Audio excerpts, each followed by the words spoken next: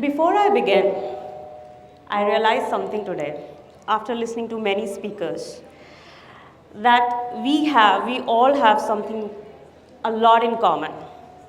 And that one commonality is turning failures into strength. And that's what I want to tell all the young fellow here. With all of you, I'm sharing my story, and with all of you sitting out there, that how you should turn your failures into strength. I'm Manisha Singh, fitness and lifestyle coach by passion and profession. Once I was an investment banker, but then I chose fitness. You see me standing here, confident, strong, and fearless, and maybe a little nervous today. But let me take you back a little, back to the time when life challenged everything I thought I knew about strength. Once I was a fitness model, a coach, a mentor. I introduced many international fitness programs to India. People looked up to me, not just for my strength, but also for my ability to push beyond limits. Let me take you back a little. After some time, I was blessed with a baby. And after my surgery, I step on the weighing scale and boom, 84 kgs stared back at me. Suddenly shock and disbelief. A world that I've known became distant. But giving up was never an option. With every ounce of physical and mental strength, I worked my way back and returned not only to my fitness within 1.5 to 2 years, but also to a life I felt proud of. News channels, magazines, social media, they all celebrated my journey. I felt very confident, happy, and unstoppable. Of course, I would, because everybody was saying, wow, you've lost so much weight, now you're back, we didn't thought so. But you know what? Life has its own way of humbling each one of us down, no matter how strong we are. And this time, it knocked me down twice. Then came my hardest battle, paralysis. And it was not just something that my body caught off. Imagine being trapped in your own body. Your mind is screaming every time, but your body is not obeying. In those times, I realized that strength is not that we show the world. You always keep showing, see how strong, how confident we are. But actually, strength is not what we show the world, it is what we fight for in silence. There was a time when doctor said, Manisha, you will never be the same again. I became more fragile. I tried to hold on to myself, and I thought, this is it, this is over. With physical struggle came the mental one. I'll share you an instant how mental struggle disturbs you and disturbs your journey. I'll share you an instance. One of my friend whom I mentored, given my work to, she reached up to me and she said, Manisha, let's have coffee, just two of us, it will cheer you up. I was hesitant. I said, I'm not able to hold any, face any social gatherings. I don't feel very confident with the way I look, the way I walk. I cannot even chew food. I have to sip through straw. She reassured me, no, it's just two of us, let's go. I agreed. And just to discover later that it was a planned setup. I went inside the room. The room was filled with people. The food was laid out. They kept offering me the food. Even my competitors were invited. And they knew that I cannot eat. I can only drink through the straw. That day broke me a little. And I knew that you are alone, always alone in your journey.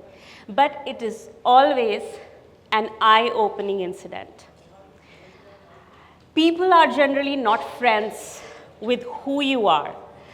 I would repeat, people are generally not friends with who you are. They are generally friends with what you can do for them.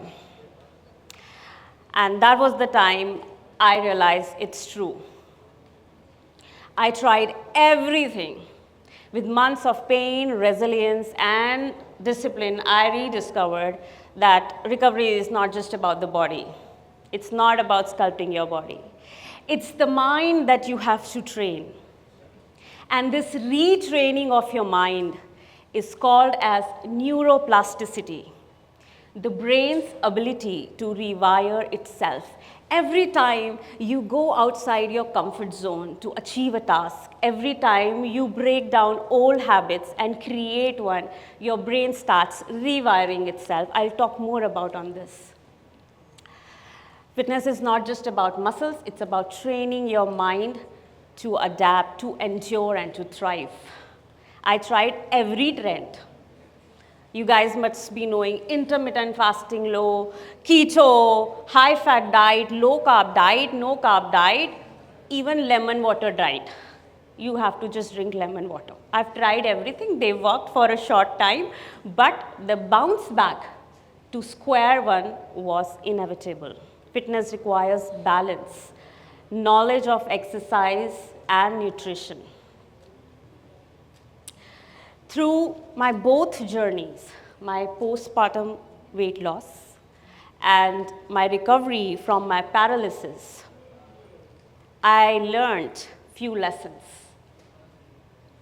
Those lessons did help me, but can help anyone sitting here and who would be listening to me, who is fighting or struggling with fitness. So let's go through those lessons. Lesson number 1, have defined goals. बहुत सारे लोगों ने ये सुना होगा, I want to lose weight to look fit. Oh, she or he is so thin and he is fit. But fitness is just not alone weight loss. Sometimes you lose weight when you fall sick also. You have diarrhea and 3 days, ta-da, weight loss. But that's not what we want. Weight loss alone is not fitness. You need to have specific goals. And how to get there? Break those goals into short-term goals. Instead of having, from next year, I want to do this, or by next year, I'll be thin like anybody who you are idolizing. So you can have, I want to run faster than today from next month onwards. Or maybe I want to lift heavier. Or maybe I want to gain lean muscle mass. So break down those short-term goals, long-term goals into short-term goals, because long-term goals are generally vague and they tend to fail. Number 2,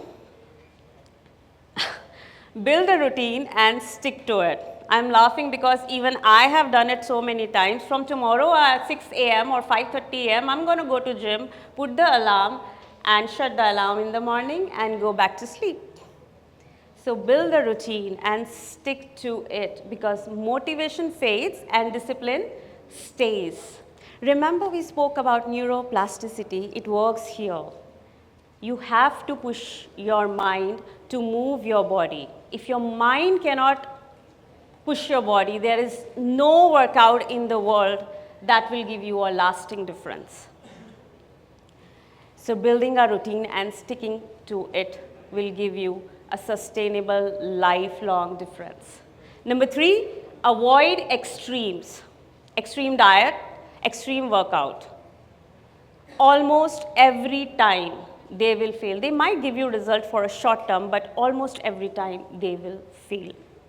I have tried it on myself as well. Instead, go for a sustainable diet plan or a workout plan. For example, if you started your journey, so you can say for next 15 minutes, for next 15 days, I'm just going to not eat outside food. I'll just have home cooked food. That's enough. Once your mind is ready and balanced, then you can increase on your levels of your diet or your workout. Lesson number 4. What gets measured improves. Track your food, track your workouts, track your diet, track your sleeping time. It won't, but not to obsess. Most of us get obsessed, but not to obsess. And eventually you will also know that you are getting a lot of insight about your own body. right? For example, I started tracking my food and I realized there are certain kind of food that works really good for my friends, but I feel bloated after eating them.